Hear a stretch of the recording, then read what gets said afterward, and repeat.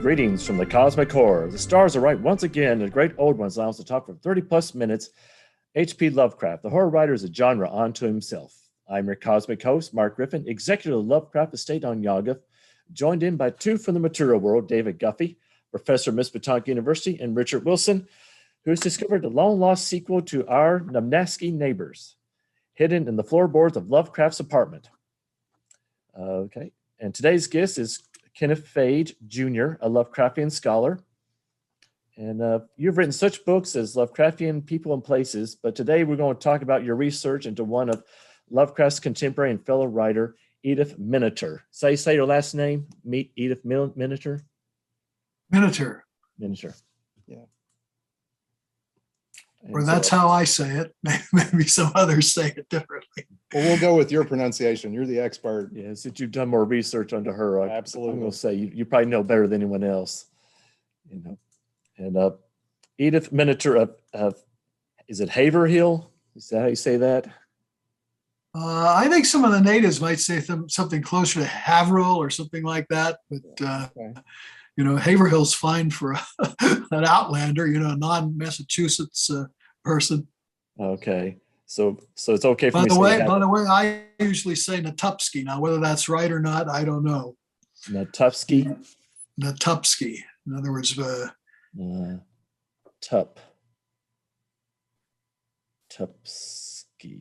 Alrighty. And then the actual family was Netupski. Yeah. All these things I've learned to pronounce. I never make a good politician. Yeah, you have to remember. You have to be good at remembering names. That's for sure. Yeah, it's like Edith Miniter of Haverhill, Massachusetts, was both a professional and amateur journalist. Would you please define an amateur journalist for us? Because people today might have a different idea of what that means. They might think it's a beginning newspaper reporter.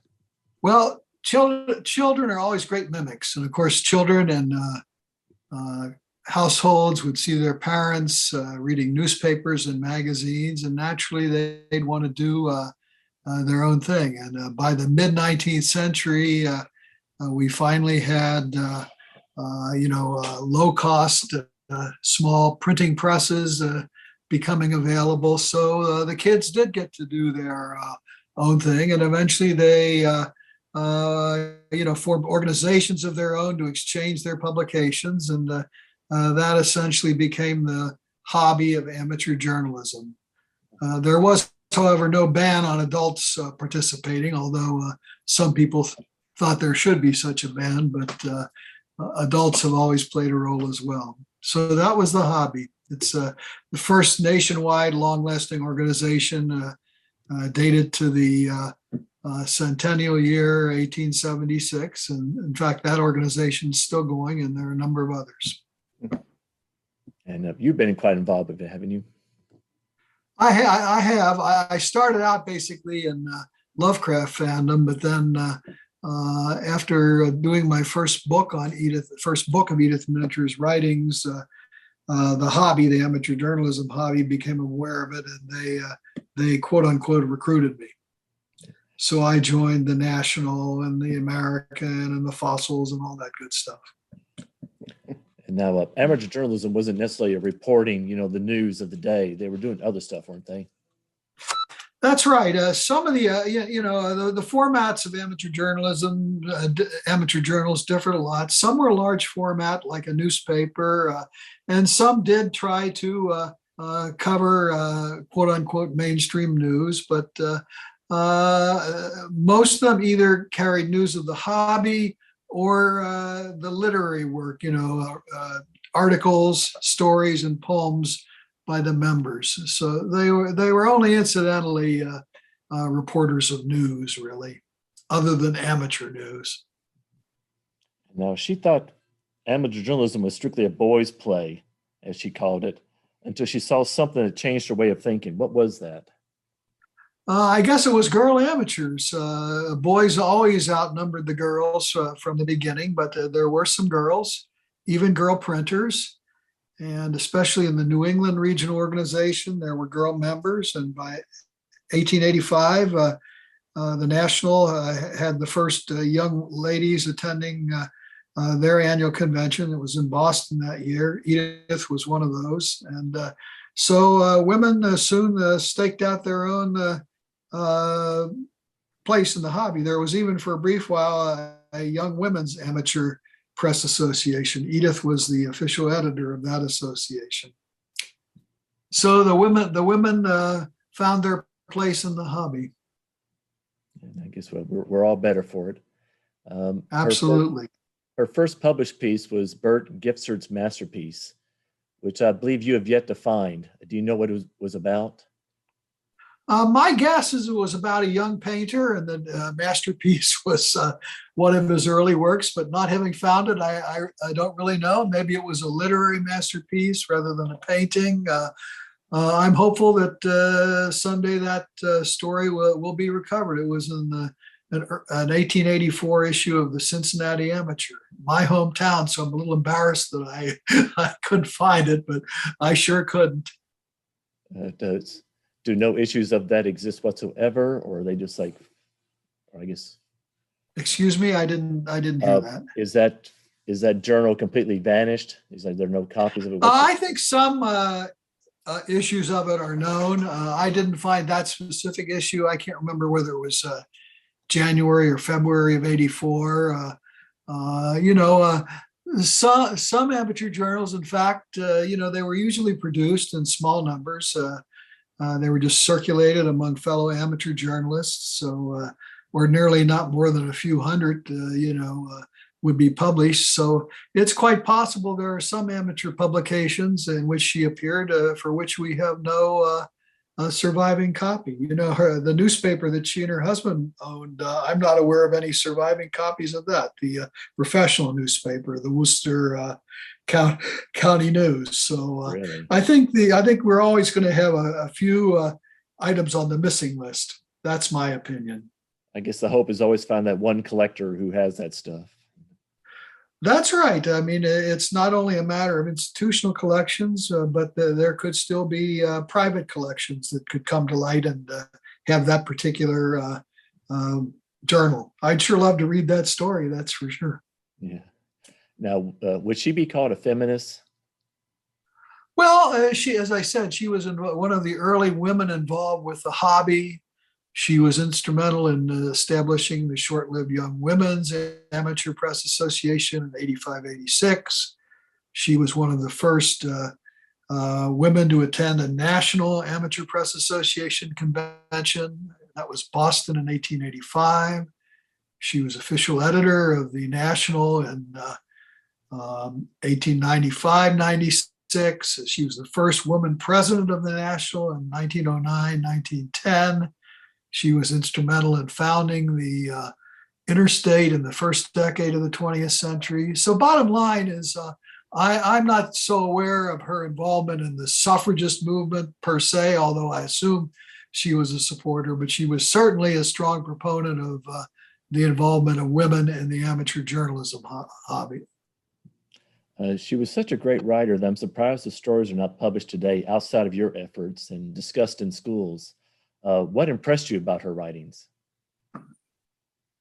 I think basically her sincere intent to try to depict as faithfully as she could the character and feelings of the people of New England of her day. Also, of course, the homes and they lived and the implements they used and their occupations.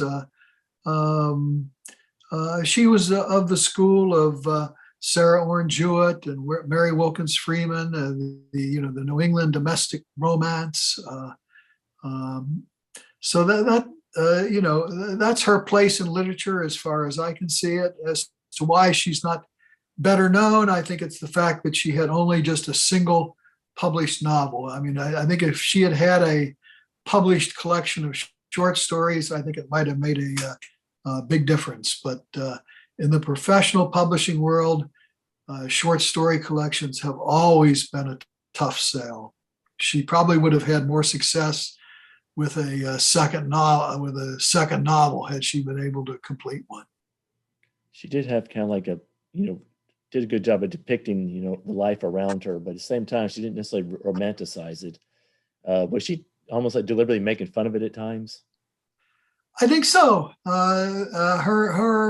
are both light and dark elements of her fiction, but there's certainly some humor in the novel fragment Lydia and Gerald. There's just a hilarious story about some college boys offering to do a good deed for Lydia, and she wants a doorstep. And so what do? They steal a big gravestone and install it as her doorstep. So it's, in a way, it's sad, but it's also funny. In the Tupsky Neighbors, there's a great story about one of the Natupsky girls gets a chance to plant a crop, and she chooses flowers, and she chooses poppies, and she plants a whole acre of it. It turns out, of course, her father was going to sell them for the opium, But so that there are funny and very sad elements to the stories, which is true of life. There's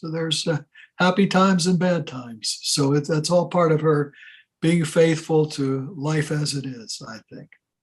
So that's one of the things I enjoyed about her stories. She met Lovecraft through amateur journalism circles, and they seem to have hit it off. They did. She famously admitted new acquaintances within the hobby on suspicion or probation. I think she said on suspicion, but despite their very diverse personalities and the fact that he was primarily a United man and she was primarily a national lady, they hit it very well. I think she admired his intellectualism, his sincerity, his good manners. So they hit it off very well together, and he was one of very few who was invited to visit her in her final home out in Wilbraham, Massachusetts, which was actually her birthplace. I don't know that she ever lived in Haverhill. I think it was her husband, John Miniature, who lived in Haverhill for a time. But she invited, he in 1928, he spent an entire week with her out in Wilbraham, which was quite an invitation. Very few amateurs got that invitation. I believe that trip inspired the Dunwich Horror. Absolutely. He soaked up a lot of the local legends, and there was a local legend that whippoorwills would call for the souls of dying individuals, and if they got the soul, the whippoorwills would pipe up, and if they didn't get the soul, they'd quiet down, or maybe the reverse, one of those two. Anyhow, that legend is specifically put into his story, The Dunwich Horror. He was also fascinated with the huge swarms of fireflies that he would see at dusk over the meadows adjoining the home where Edith lived in Wilbraham. So he definitely soaked up a lot of the local scenery and put it in his fiction. And did you first learn of her through Lovecraft? I think so. It's been a long time ago, but I think that's probably the case. And, so what was it about her that made you want to learn more about her? I think her writing. I admired our Natupsky Neighbors. And of course, as I began my research, I gradually obtained access to her short fiction. And there's no question. I mean, I shouldn't say like all writers, but like most writers, she had some good ones and some bad ones, but she had some very good short stories. Her longer fiction tends to be episodic, so it's almost like a series of short stories. In fact, some of her non-completed novels, she actually tried to, I think she tried to sell some of the chapters as short stories. But I loved her writing, and we did convince, I did 2 books of her writings on my own in small editions, and then my colleague Sean Donnelly and I convinced Hippocampus Press to do two of her books. So I still have some items that I am missing and haven't read. I've always wanted to find Phyllis the Fair was a longer story that was early published. I've never found that. The back of my second collection, the Coast of Bohemia list, has a list of the ones I couldn't find. And so you went to like certain places like, American Antiquarian Society in Massachusetts, to find some of these publications. What was it like trying to I guess rediscover her work, through all this? They were extremely helpful. They, I think they normally have a photocopy limit, but they waived their photocopy limit for me. So they copied as many of the short stories as they had. They have since that time divided their collection. They kept the 19th century portion, but the 20th century portion they sent to the University of Iowa Special Collections. But their collection came mostly from Truman Spencer, who was a longtime amateur journalist, and it was a wonderful place, a beautiful setting. Their reading room. I believe I got to go there 2 times. How much time did you spend there? Were you like there all day? I think a couple days each time, thereabouts. Yeah. It may be I might have traveled out east on some other. I think at least one of those trips I had been out east on business, and then I tacked on a visit to Worcester. But each time I think it was a couple. I'm guessing I think it was a couple days each time.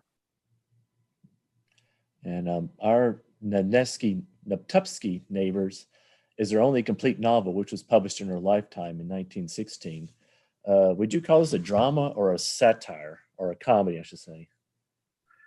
It's really a combination of elements. It was an attempt to reflect how a kind of an ingrown New England community reacted to the advent of these Polish immigrants who were very different from them in their mores and manners.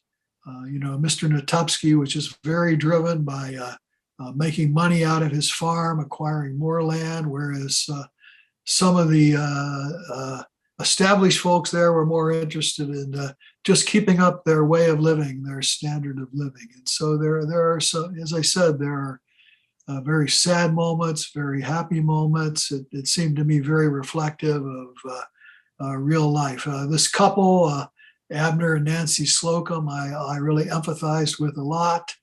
In fact, Abner even saved the life of one of the Natupsky boys. He'd sold the father a piece of some kind of shucking equipment or something like that, and the boy actually lost several fingers of his hand in it. And they were just the Natupskys were just standing around crying and moaning. And but Abner, when he got there, well, he actually put on a tourniquet to save the boy's life. So there's highlights and lowlights. It was actually the native New England people who were more. I think the Polish people actually probably liked they had no objection to the publicity, but some of the native, longtime North American people thought less well of the book. In fact, the story was even that they bought up copies to destroy them. How true that may be, I don't know. Another part of that story is that allegedly the book had to be kept under lock and key at the Wilbraham Public Library. Again, I don't know the truth or falsity of that, but some people were not pleased by the book. That's for sure. I can kind of see that. It would, I guess, some of the people who live in the town may not feel that we were vilely betrayed, but at the same time, some of the people were. It wasn't like a. Yeah, I mean, there's some very frank portraits. One that struck me was there were two New England ladies who. Quarreled for 50 years over their mother's set of pink luster china, and that just seems so typical of foibles of us human beings. But Now, the real family was that a neighbors of Minotaurs? Which family? The real Nemeskis, or how you pronounce their real names?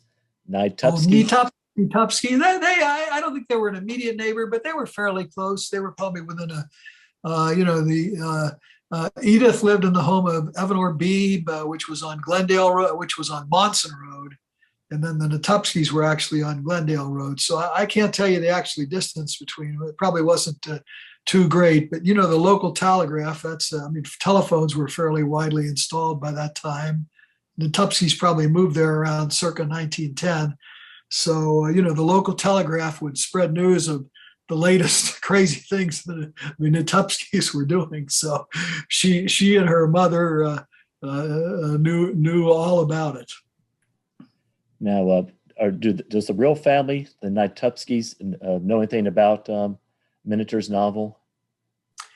I am sure, I think the answer to that is yes. I've never tried to interview any family members. It was a big family. I think it was a family of 10 or 11 with like 7 boys and 4 girls. So there's lots of descendants, and how many of them have read the novel, I don't know, but most of them have probably heard of the novel at least.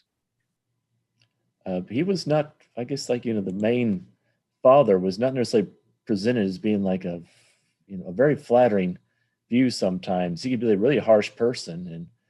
And of course, he married more than once, without divorcing, in this. He was. I have no doubt that in addition to all her childbearing and all her household duties, his wife worked in the fields a lot. He was a strict disciplinarian with the children. Yet he was a man of his faith. I think despite the fact of his presumably having had an extramarital affair, he was fairly loyal to his church. So as with again, it's highs and lows, bright lights and dark lights, same as the rest of us.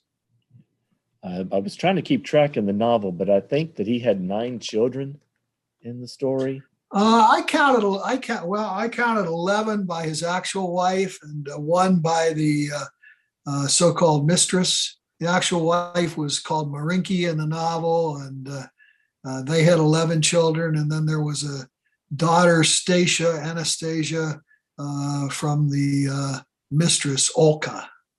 So I think he may have actually come a year or 2 in advance of his actual wife. And then I believe it's hard to track their early years, but I think he might have been in upstate New York, Utica, for a while before they located in Wilbraham. But they were big families, that's for sure. That they were. She started on the sequel, and I believe the manuscript is lost. Do you know what? I believe there's there's a couple outlines and at least 1 or 2 short segments that are preserved at Brown.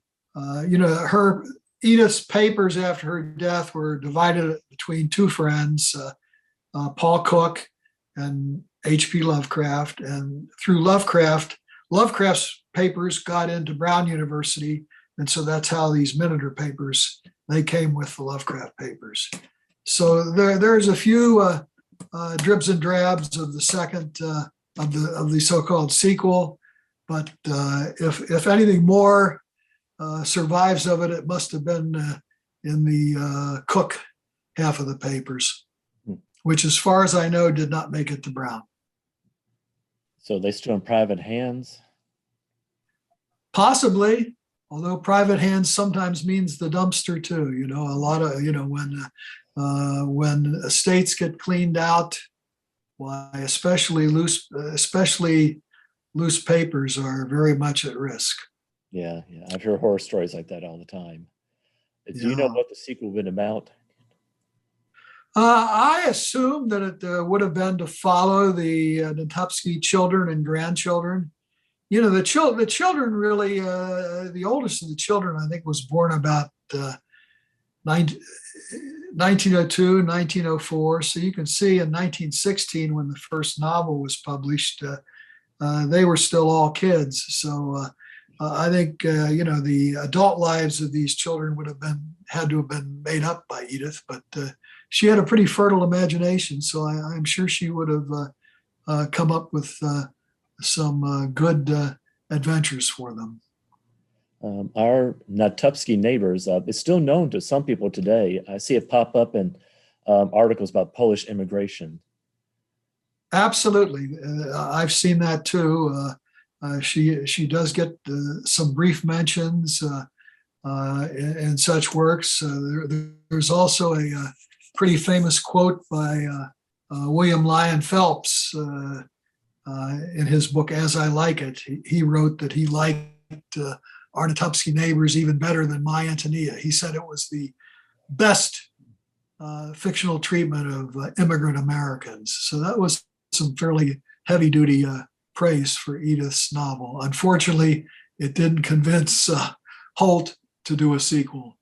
I guess it was basically the sales were too lukewarm for them to contemplate doing the sequel. Also, I mean, fashions in fiction were changing as well.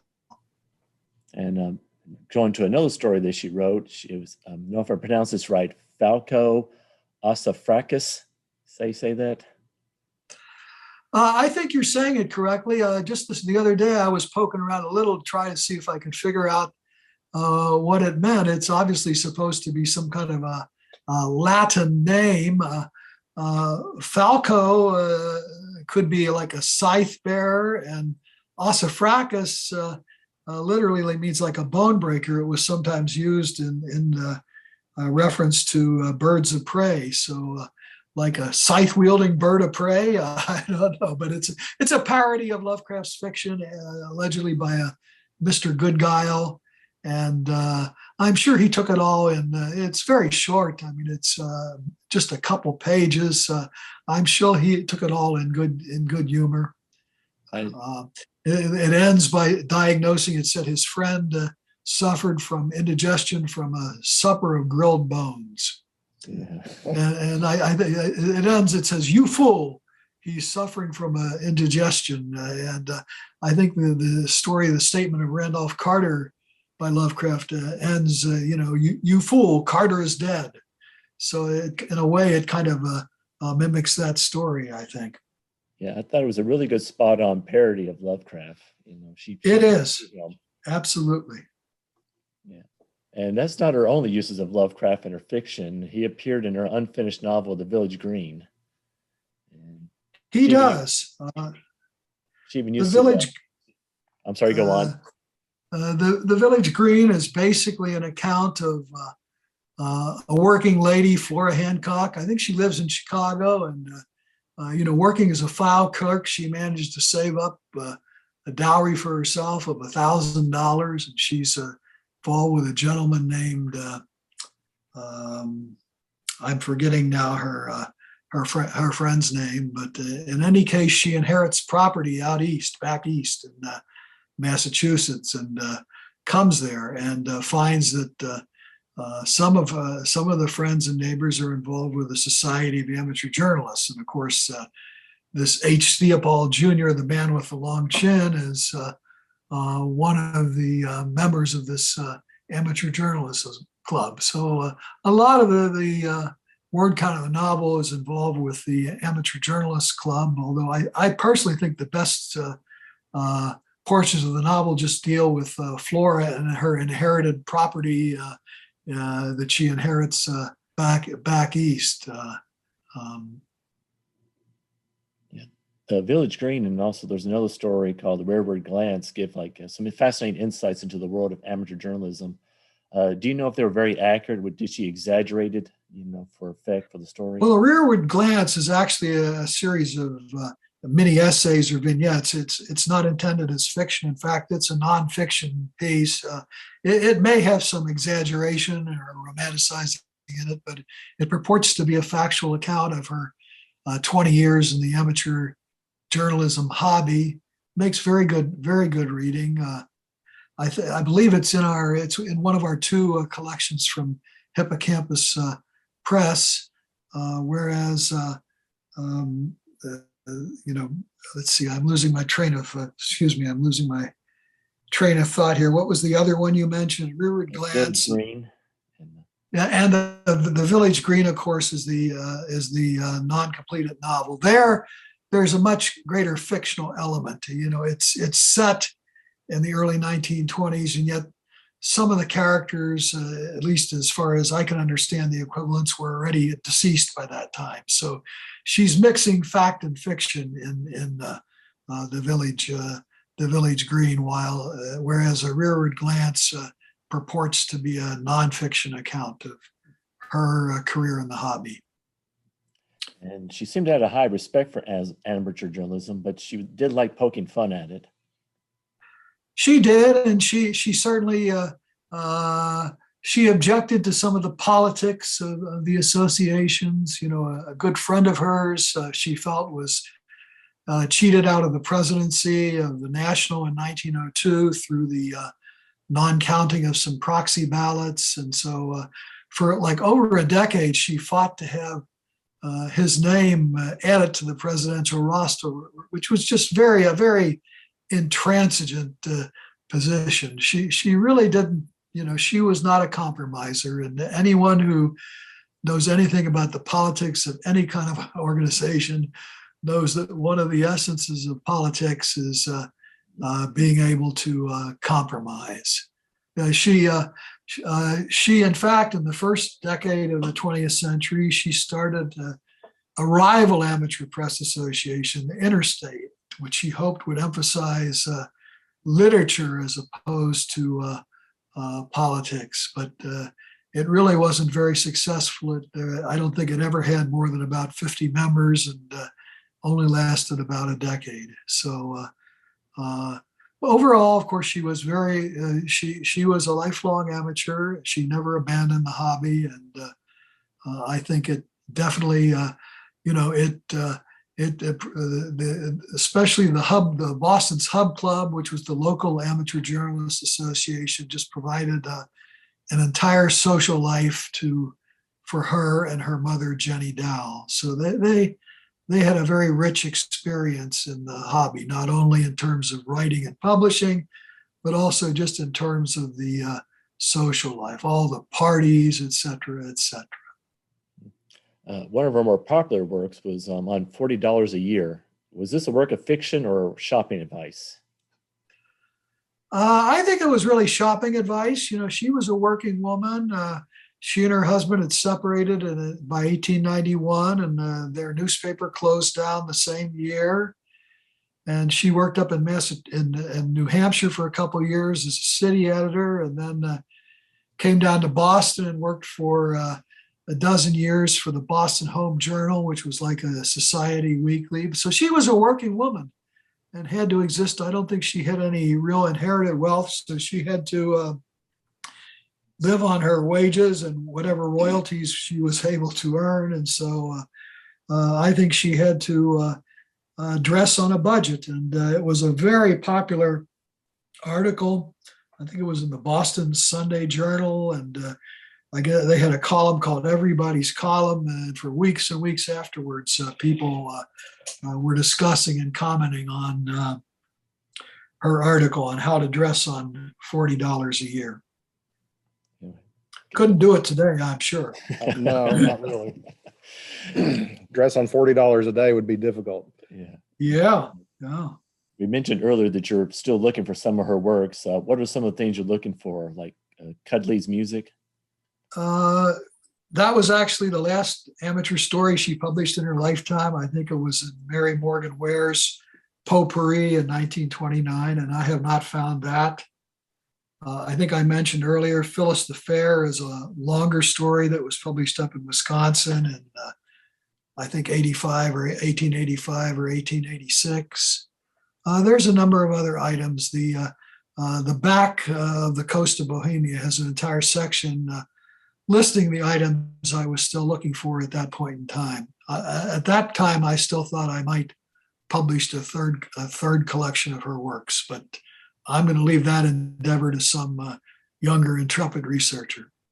I'm curious, have any cropped up since you've published those books? I have not, frankly, been actively looking. I think I got at least one that since that time that was not in those books. But I haven't turned up many. But again, I have not been actively looking. If someone wanted to help you find these stories, how could they? Well, I think the future has some factors that are going to tend to favor a successor. More and more library holdings are being digitized, so it's easier to search for material, easier to get that hit you've been looking for. More and more collections. Some libraries that have amateur journalism collections have a pretty long cataloging backlog, and they may be gradually catching up their cataloging. And so, the chances, as years elapse, whether the chances are getting better or worse, it may be 6 of one, half a dozen of another. But I have hope that at least a few more items will turn up. As I said earlier, my own considered opinion is that some items probably no longer have worldly copies. We'll have to wait till we get up to the heavenly archives to find those. Have to go to Sandman's library, I guess. There you go. There was one story I'm very curious about called The Solitary, which he described as a would-be weird serial. It's pretty weird, I didn't remember it very well, but then given you're mentioning it, I went back and it's in the coast of Bohemia, at least as much of it as I found. I found, I think, 3 installments, and this solitary guy throttles his uncle for wanting to drain the pond on their property. And then he encounters this kind of strange girl and ends up drowning her in the pond. It just I wasn't much impressed with it. Other people, it's amazing how different, tastes differ. If you've read it, you might have really liked it. I don't know, but to me, it's one of her clunkers. But I don't think there's anything she wrote that isn't worth at least a read. There are some stories that you have recommended in the past, such as The Emancipation of Elvira, Aunt Anne's Bed, Nobody's Home, and Dead Houses. Can you give a brief synopsis of what they're about? The Emancipation of Elvira is my own very favorite among all her stories. It's about a much abused wife, not physically abused, but overworked and, verbally abused, and by a demanding husband. And they have a baby, but the baby dies, and he's refusing to allow the baby to be buried on a weekday because he wants his wife to be available to, work in his fields that day. So she finally decides, after all these period of abuse, she's going to poison her husband. She poisons his coffee, but she's lucky. He detects the foul taste and he spits it out. And when she finally admits what she intended, well, then he finally agrees to relent and allow their little baby to be buried on a weekday, on a Monday. And so Edith Miniture memorializes that by saying, well, that was the beginning of the emancipation of Elvira. So that's a very strong story. It's amazing that never reached professional print until it came out in our Hippocampus book. Aunt Anne's Bed is about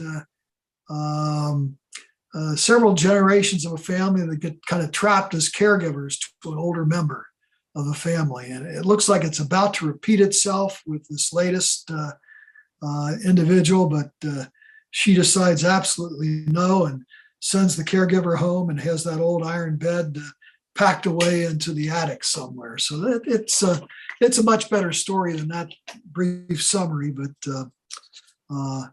very worthwhile. Nobody Home, a very ill lady who's profoundly deaf, or no, excuse me, a very ill lady needs a caregiver, and her friend Sol Russell contracts with Mercy Briel, but the only downside is that Mercy is profoundly deaf. And so Mercy comes and really doesn't understand her assignment. She does like a week's worth of housework, unclogs the drain, and you name it, she does it. But she doesn't hear the lady upstairs crying out for help. And it turns out that, well, as a result of her not being helped, why she soon thereafter dies. So again, it seems very flat and just being summarized in a few words, but it's a good story to read.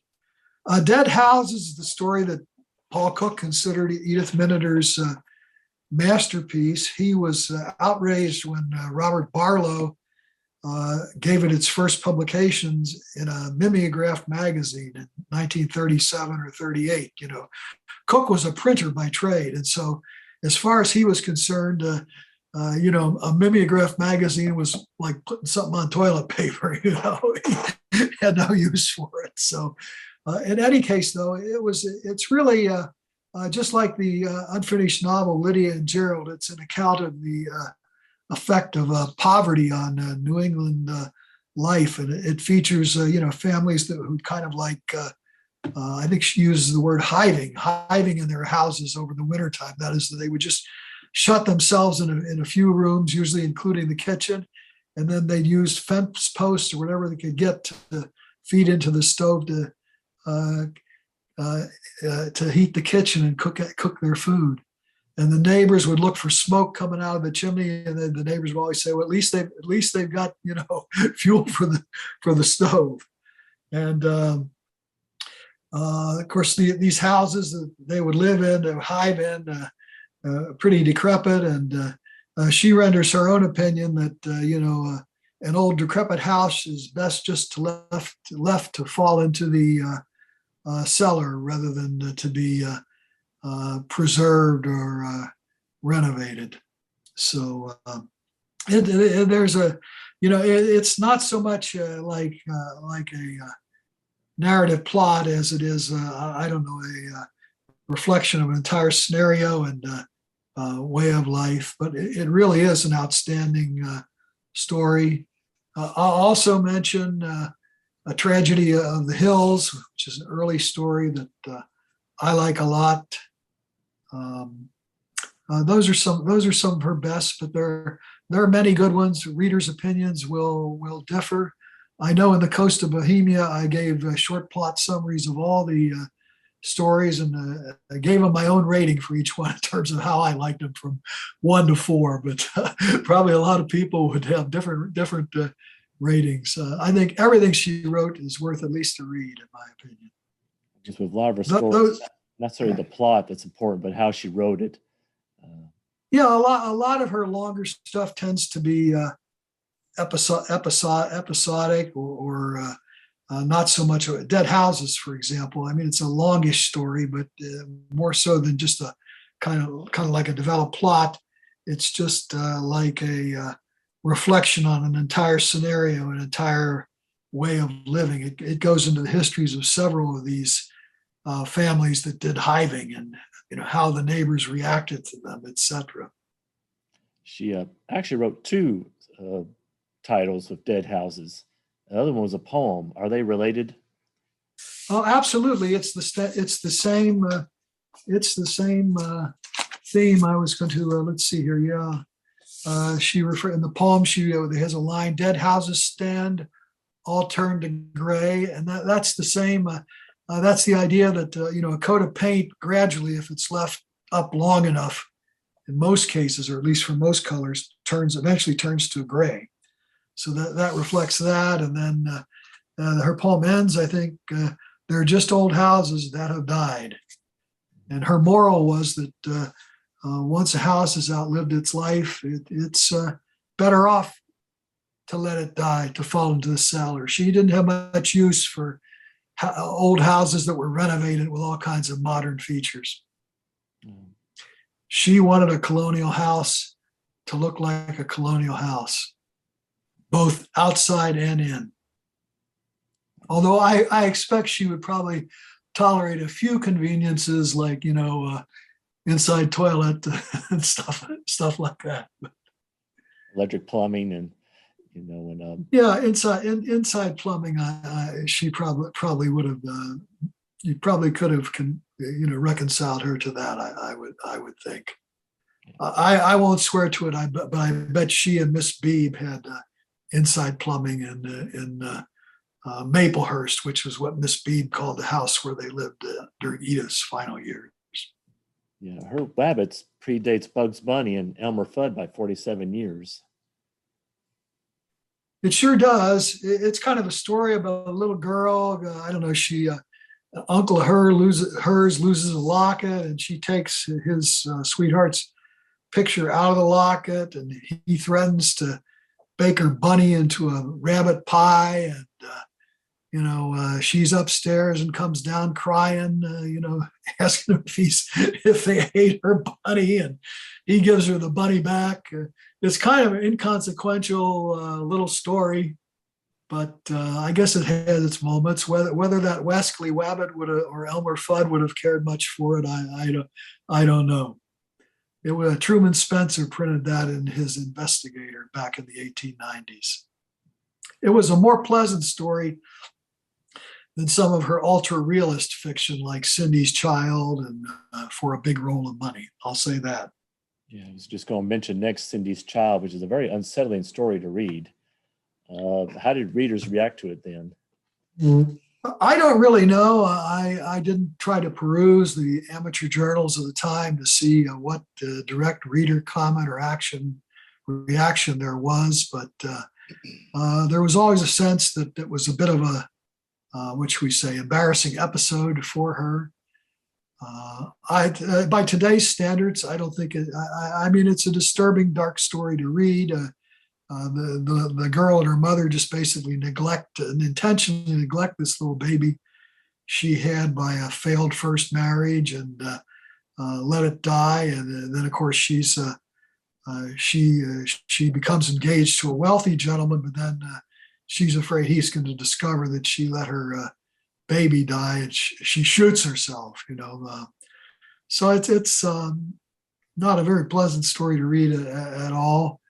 And the subject matter was probably borderline for the day. Today, it's nothing exceptional. But she. I think at one time, who was the name of the Cincinnati amateur? I'm missing. I'm drawing a blank for his name. But one of the Cincinnati amateurs was going to reprint it at one point in time, but never did. And so it lay unreprinted until I think it's reprinted in our second Hippocampus collection. So now modern readers can take their own crack at it and see what they think. So you think modern readers today would be okay with a story about a dying child? The fact that they they intentionally neglected the child is certainly very disturbing. I mean, you would think that by today's standards, they would have wound up in the pokey, but I think it's still I agree with you. It's still a disturbing story to read. And her Dead Houses and Village Green all have themes about people in their homes. Was that some obsession of hers? Well, she was very strongly attached to houses.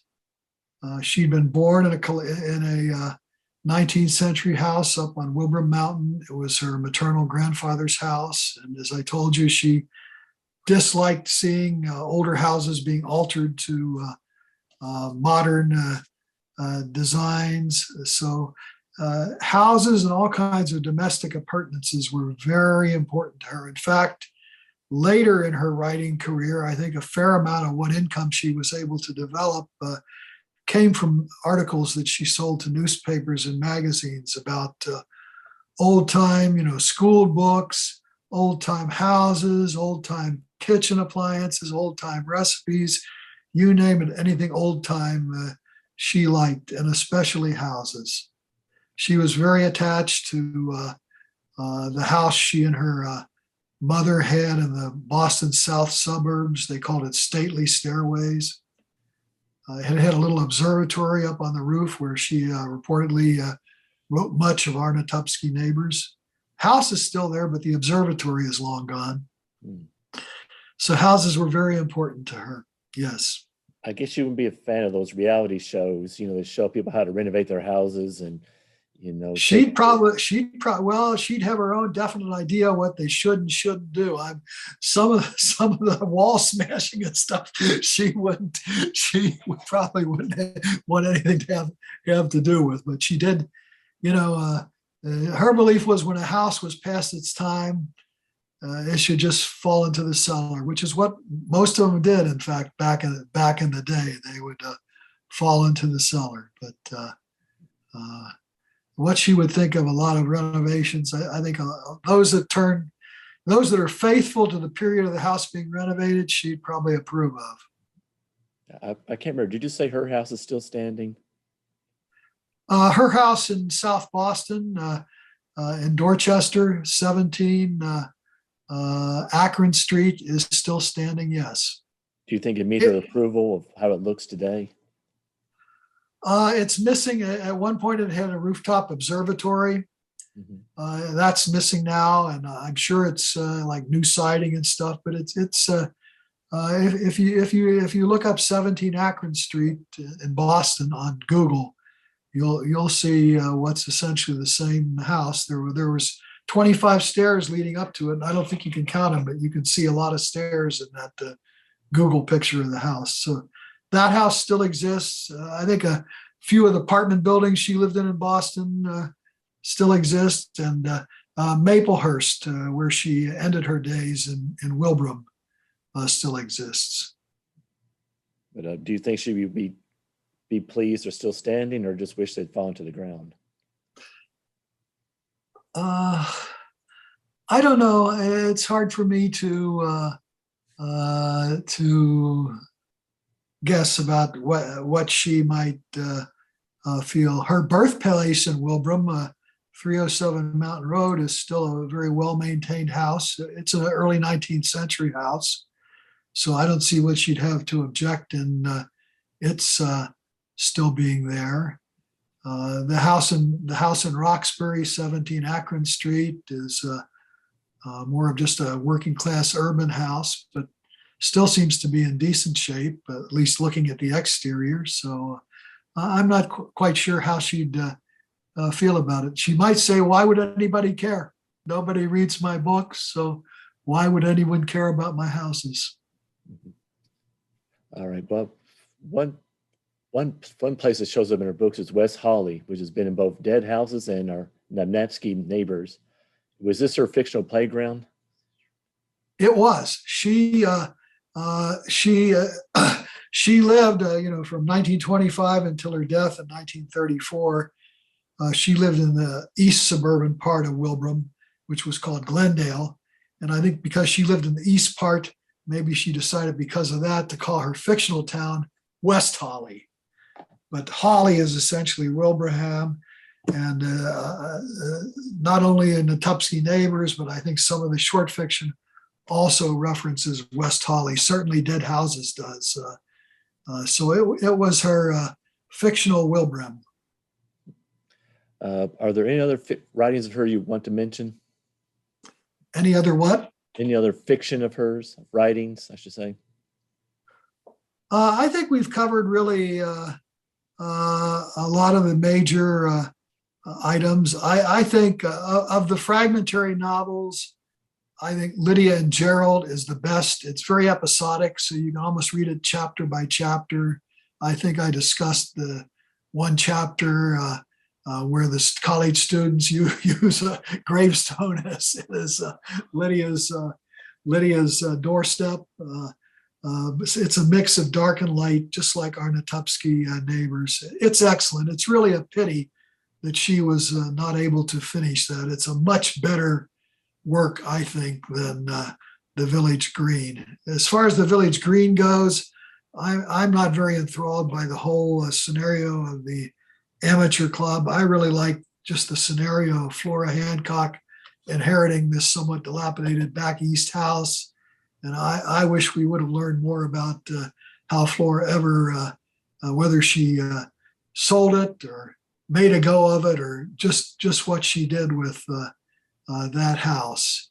The third incomplete piece, Love Without Wings, is really kind of a fictionalized account of Mrs. Miniter's own unsuccessful marriage. And so I think that kind of gives that story its wings. And, if you're interested in Edith Miniter, you're going to be interested in Love Without Wings, because it goes into at least some of the episodes she probably endured with her alcoholic husband and business partner. So, I think all those novel fragments are worth reading. Certainly read Natupsky first. It's a finished product.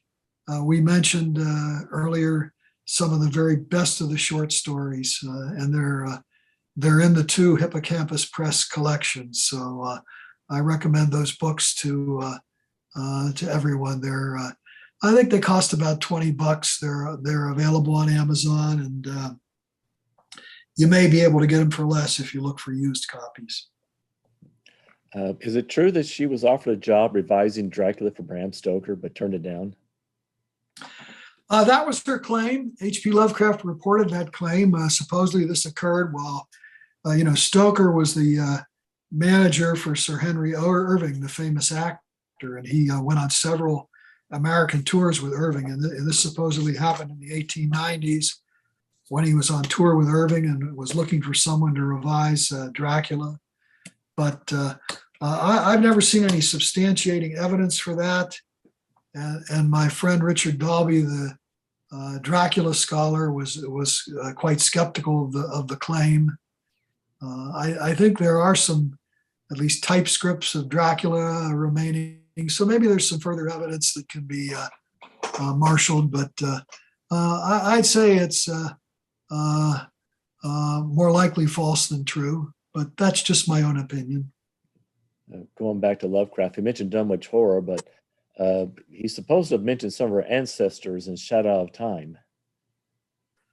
Yes, you pointed that out to me, that there's a prospector named Tupper, and I think S.T. Joshi was of the opinion that was based on a brother of Edith's maternal grandfather. Edith's maternal grandfather was Edwin Lombard Tupper, and this fellow was George Washington Tupper.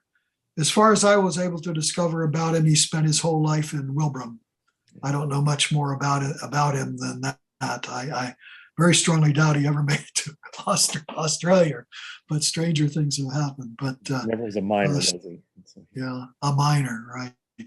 So, but she still has. There are still Tuppers living in that part of the country. She had a cousin who was a rural free delivery mailman. Her uncle, her mother's brother, was kind of kind of like a wild fellow huntsman. In fact, he moved into, he kind of was a squatter in Edith's own home, the one she let run down. She did have a home that she let basically fall into the ground, or intended to, and he lived there during the first half of the second decade of the 20th century. So there, she's got some cousins still around, some Tuppers. That was her mother's maiden name, Tupper. Okay, that's where it comes from. Speaking of her mother, she was in amateur journalism too, wasn't she? Socially, yes. After her own mother died in 1896, she went to live with Edith in Boston, and they were very much both involved with the Hub Amateur Journalists Club. They belonged to a Plague Lowers Club. They were involved with all the social whirl in Boston. Her mother, Jenny Tupper Dow, was a poet. She published a lot of poetry in the Century magazine in the 19th century. I don't think she certainly had some amateur pieces, but I don't think she was primarily an amateur writer. She was mostly involved in amateur journalism for the social aspect. And Edith Minter's mother's death was quite a blow to her life, wasn't it? It was. They had lived together. Of course, Edith was basically home educated, so she spent a lot of years with her mother out there, and she grew up mostly in Worcester. Her father was a builder. He died pretty early, and then she lived with her mother in Worcester until the mother went to care for her old folks up in Wilbraham, and losing my train of thought again. Mother was, as I said, the mother had lived with her since coming back to Boston, and coming into Boston in 1896. So it was certainly a loss. They had been forced to sell their home at the end of 1918 during the flu season, and they started living with amateur friends. But Jenny didn't last too long. She died in March of 1919. So it was a big blow, no question. And Lovecraft wrote a poetic memorial to her. I don't believe he ever met her, and he even scattered her ashes. He did.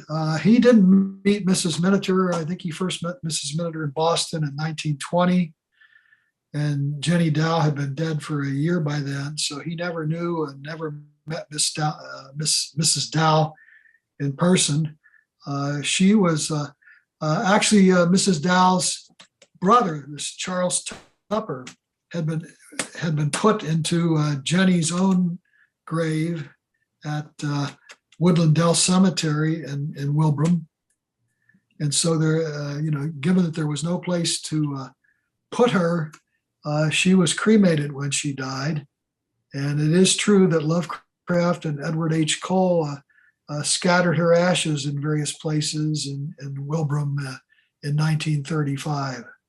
I guess they went to the funeral director in Boston and got the ashes and took them out to Wilbraham. And I think, they in part, they scattered them in Maplehurst and possibly some other locations. Edith herself, when Edith died, somehow they found a place in the Tupper lot at Woodland Dell, and I believe Edith is buried there. I don't think she was cremated. Lovecraft wrote a letter to Robert Bloch about it, scattering the ashes, and he gave a really great description about it. The cemetery is a spectral place on hilly ground above a wooded ravine, through which a brook runs. There are legends of gruesome encroachments on graves by that sometimes swollen brooks, and the great elms and cypress certainly hint of strange, dank nourishment. I've been there. I won't swear it was quite as spooky as Lovecraft's rhetoric or language makes it. I failed to find the Tupper lot, and I think Mrs. Miniter's grave is unmarked in that Tupper lot, but I didn't find the lot. But no question, I mean, it is by a stream of some kind, and it's wooded in that area. So I can certainly see some rationale for his description, particularly if he was there at dusk or in the evening. He did like to visit cemeteries at evening hours. So maybe that accounts for part of the spookiness of his description. Could have been. John T. Miniter, Edith's husband, was also involved in both professional and amateur journalism, wasn't he? He was. Perhaps he was even a better known amateur journalist than Edith. Now, he had come over, he and a brother apparently had come over to Haverhill, which was his main center of activity. And he eventually became a professional newspaper reporter. And then slightly before he and Edith were married in 1887, he bought a weekly newspaper, the Worcester County News, which was then headquartered in Webster, Massachusetts, which is right down on the Rhode Island border. So Edith and John spent the first 2 years of their marriage down there in Webster trying to make a go of that newspaper. His main problem, however, was alcoholism. By 1889, he had already been committed for a while to an institution to treat alcoholism, and he and Edith had separated by 1891. They also had business problems with the newspaper. They got sued for libel a couple times. At least once, someone came into the office with a horsewhip to threatening to provide corrections. So David Goudsward, there's a recent issue of the Fossil where David Goudsward wrote up a lot of the history as far as he could discover it of the miniature marriage in their professional newspaper. So that's if you type in John T. Minitor and Fossil, you'll probably readily find it online. And that's a very good, that's probably the definitive treatment of Mr. Minitor and their marriage. They stayed separated. He finally died in a Lowell, Massachusetts hotel room in 1900. Cause of death was given as alcoholism. I think that was the St. Cloud Hotel. You're right. Absolutely.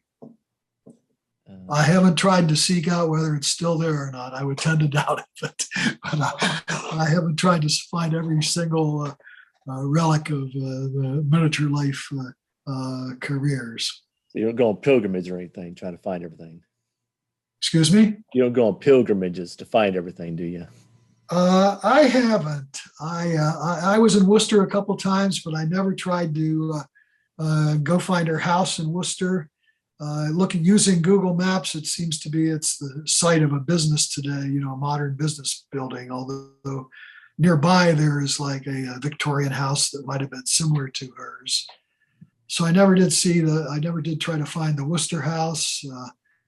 Wilbraham, I mostly did my exploring with Google Maps. I've been there once or twice, but only saw a few of the. I saw Maplehurst and I saw the Wilbraham Academy downtown, but I didn't really try to go miniature hunting that intensively. I've never in person seen her house in Roxbury or any of her Boston apartment houses. Did most of my searching on Google Maps, although it's easy to make mistakes on Google Maps because addresses do change, streets get renumbered, so some of my identifications might be wrong. Yeah, I've heard of stories of places like the addresses would change and you think it's this one house, but it was actually like the next block over. Yeah, it can be very tricky. Same with thinking you found a match on Find a Grave. Unless it's a very unusual name, you better have some more evidence than just the agreement of the name to identify someone based on just an agreement of name and Find a Grave. Because it's easy to make misidentifications. Yeah. There was another important man in her life. It was John Leary Peltret. Is how you say that? That's how I say it. Whether that's how it should be said or not, he was of French ancestry, so. But I still think it's probably Peltret rather than Peltret, but I might be wrong. He was a fellow amateur journalist. As I said earlier, Edith felt he was cheated of the presidency of the National in 1902, and she kept up for a decade or more trying to get his name enrolled, on the presidential roll. She was not a compromiser, but they became very good friends. He was a theatrical promoter. He had some dance troupes and stuff. Anyhow, when his troupe was in Boston, he would live with Edith and her mother. Edith and her mother liked to go out to Wilbraham in the summer to camp. They camped on the grounds of this house that was falling into the basement that Edith owned, and Peltret would go along there as well. So many have speculated, was he her lover? Why didn't they marry? Because, of course, Edith was a widow by 1900. But I think the truth was that Peltret was in fact married. And in fact, he eventually went back to his wife, Twilla Peltret, I think. But especially during the first decade of the 20th century, Edith and John might well have been an item. We just don't know. They didn't advertise. They didn't They didn't make themselves popular with the hardworking local folks of Wilbraham because they would camp in a tent and they'd spend a lot of time and a lot of their days reading in hammocks, and then they would, they'd buy a lot of expensive stuff from butchers and grocers. So those fellows would come around in their wagons and sell to them, and all of this did not impress the hardworking Wilbrahamites very, very much. But no question, that was a very close friendship. They even had an amateur journal they collaborated on. It was called Ours, Ours. And how many issues did that last? Excuse me? How many issues did that last? Not very many. If you check the Coast of Bohemia, there's an appendix there that lists all the known issues that I'm aware of her journals, and I don't think Ours was more than about a half dozen or so at the most. Most amateur journals were short-lived. It was a real rarity for something to go, truthfully, even 5 or 10 years, let alone 20. She died suddenly in 1934. Do you know what the cause was? I have never gotten a death certificate. I think you probably could get one for about $10 from town of Wilbraham. It would be 30 from the state of Massachusetts, but she did suffer from asthma and heart disease. When Lovecraft came to visit in 1928, some of his longer explorations, she gave him the map, but she couldn't come along herself because of the strain. The fact that she died suddenly may point to something like maybe the immediate cause of death might have been a heart attack or a stroke, but I don't know for absolute certain. Lovecraft and W. Paul Cook were made literary executors of hers. And was that court? I can't talk. Was that court appointed, or do you feel they did a competent job? To my knowledge, Edith left no estate in Worcester County. That's where I believe that's where Wilbraham is located. I checked the county where she died, and I could find no estate for her. So I don't think she had any official probated estate. Just who came out and took charge of her papers, I don't know, but I suspect it was more probably W. Paul Cook. He might have been motorized. Lovecraft never had a car of his own, and perhaps Lovecraft had more literary connections, and he might have been involved in planning what was one time called to be called the Miniature Memorial. So maybe Cook shared some of those papers with Lovecraft. That might have been how the division of the papers into two parts occurred. But as far as I know, there was no formal estate, no executor, etc. They just, I assume, with the consent of Miss Beebe, who was a distant relative of Edith's, took charge of her papers. And she never did finish. I mean, her writings never published widely after her death. Why was that? I think of course, she had only one published professional book in her lifetime, the novel Arnotupsky Neighbors, which had not been reprinted. I think the fact that, she had only the one book, and all her fine stories had only appeared, I have only been able to find one story that appeared in Collier's, I think in 1914. Worthless Neighbors, I think is the title, but I found only one professionally published story of hers. All the rest of these fine stories were in amateur magazines, which, one strike against the work is that it's a short story, not a novel. And the second strike was that it hadn't been professionally published. It didn't come out of the Saturday Evening Post or the New Yorker or something like that. And then thirdly, just, the fact that she was poor in her final years, she was in declining health, she was somewhat dispirited because of the loss of her mother. I just don't think she had all that much energy to devote to her literary posterity. Plus, as far as I am aware, I'm not aware that she ever had a literary agent. She might have, but If so, the identity is not known to me. So all those factors kind of contributed to the fact that she was not published more post-mortem. Not until, again, the first, apart from my 2 limited edition books, the 2 Hippocampus books in 2008 and 2013 were really the first professional republication of her fiction. Natupsky Neighbors is not in either one of those 2 books, but it's on Google Books, so you can read it free online. Or there are a number of paper reprints from Kessinger and other publishers that are not high priced, $20 or less. So you can get a hold of Natupsky Neighbors if you want to read it. That's probably the best bet for anybody who wants to get a starting sample of her, is to get a hold of Natupsky Neighbors. I don't know how successful you'd be at getting an interlibrary loan, because libraries that have rare older books or scarcer older books tend to be reluctant to loan them. So Google Books may be the best way to get at Natupsky Neighbors, unless you're ready to spring $20 or so for a reprint paper edition. That's how I got my copies, through like interlibrary loan. I was surprised that they actually loaned it out, because it was an old book. But it's surprising sometimes what libraries will loan. Particularly academic libraries tend to be,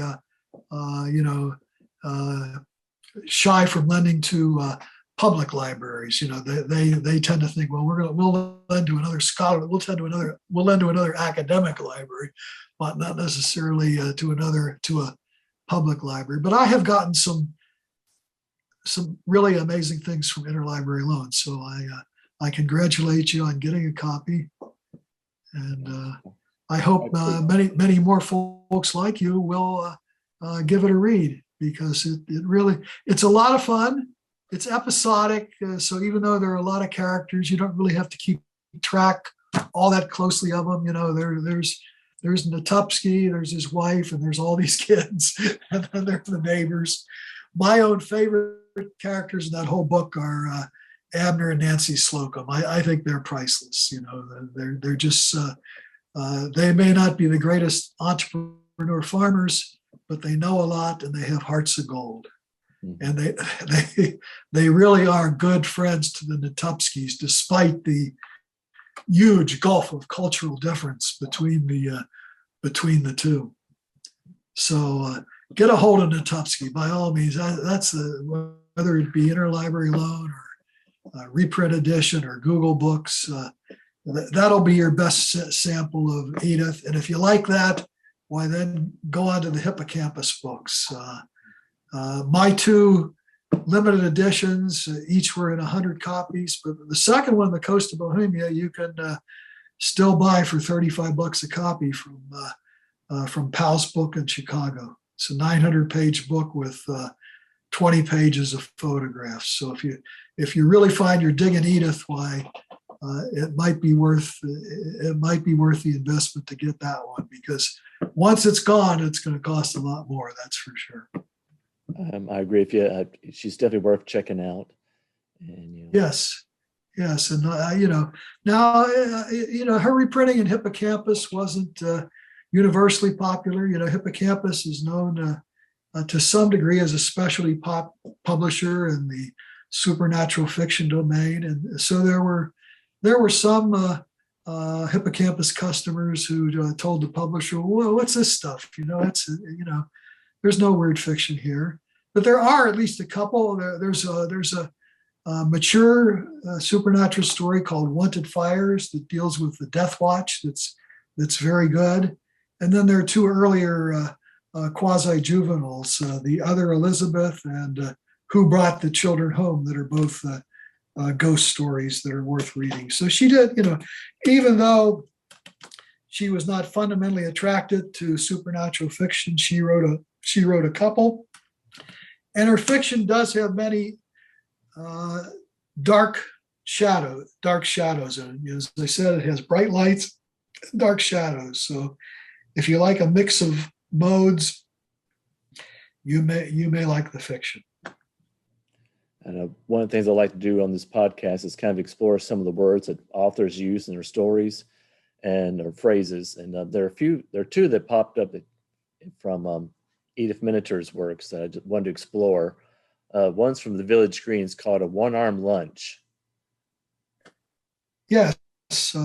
When you first mentioned that, I said, well, that's just some kind of quick dining place. And that's basically true, but it takes its name from the fact that a number of these quick dining shops in the late 19th century had seating, which was just like the one-arm chairs you find in schools, where you have the flap, if you will, to do your work. Well, you use the flap to, I assume, set down your tray and eat your lunch. And these were typically, maybe there'd be a lunch counter where they would do the serving, and then these were lined along the opposite wall. And so part of the idea was not to make it too comfortable, so you would move the customers along. Turn over is always a key when you're running a fast lunch place. And there were a number of chains of these places, and some of them were known as Baltimore lunches. If you just type in one-arm lunch in Google, you'll find some good articles about them, including some pictures of these chairs with the arm flaps. They don't look like they'd have been very comfortable to sit in for very long. But then again, these were places patronized by people who were in a hurry, who had maybe half an hour for lunch and had to move along quickly. So that was the one-arm lunch. Yeah, those are what I managed to learn about it. Those are chairs a lot of people would be familiar with seeing with, but probably didn't realize they were used in restaurants as well. And our next word is the final one. It's going to be spider, which came from dead houses. Yes. You're going to find a couple illustrate. Spider is a kitchen implement, okay? But there's an older incarnation and a newer incarnation. The newer incarnation is just kind of like a skimmer that you'd use to remove stuff from a pot of boiling water. A lot of Oriental restaurants use these, but I don't think that's what Edith meant. An older use of spider is like a legged skillet that you'd put in a fireplace to cook stuff, to heat stuff up. And then when it was done, you'd presumably pull it back. You'd take a towel or something, because I don't think I think they were commonly all metal. Typically they'd have 3 legs and then a handle. And so, typically you'd have to take a towel and pull after this thing had set in the, whether it was a casserole, whatever you're cooking, after it's set and had cooked in the fireplace, you'd have to pull it back from the fireplace and then presumably serve it from the skillet. I don't think you try to put that skillet on top of a table or anything like that. So that was a spider, and you can find an illustration of that on the internet as well. There were a lot of these more old-fashioned spiders, or at least some of them, examples in Evanor Beebe's house, Maplehurst, out there in Wilbraham, which was just filled to the gills with antiques. She was a noted antique collector. In fact, when she died in 1935, a year after Edith, they had an auction of antiques from her home. But Edith was also very well versed in antiques, and she even helped Miss Beebe lecture on all the antiques when they were both hostesses for the Wilbraham sesquicentennial in 1913. In fact, in Chauncey Peck's 1913 History of Wilbraham, you can find both interior and exterior photos of Maplehurst. They're fascinating to look at. It really was crammed to the gills with antiques. That's doubtless where Edith got part of her knowledge and affection for all kinds of household items. So my vote is for the more antique spider, the legged skillet, as opposed to the skimmer. But again, that's just my vote. I think it's more the skillet too as well. Yeah, I vote for the skillet. Mr. Faig, I see the stars are no longer right for us. We must cease all discussions until they line again next month. 30 plus minutes of H.P. Lovecraft is sponsored by our Natusky neighbors, not the book, but the actual neighbors. This podcast was created in association with the LovecraftPod.com and Logan Spector Fiction Group with the help of our Lone Kind Public Library and the Great Old Ones. Special thanks to Katie Tyson for being the sound wave who realizes she doesn't need Megatron, Joshua Dukes for the betrayal at Spray Paint Road, and a special Uber thanks to the Strange Shadows podcast for the Nictulapia. Until we meet again, may you avoid the wrath of Princess Cthulhu's revision of the Village Green.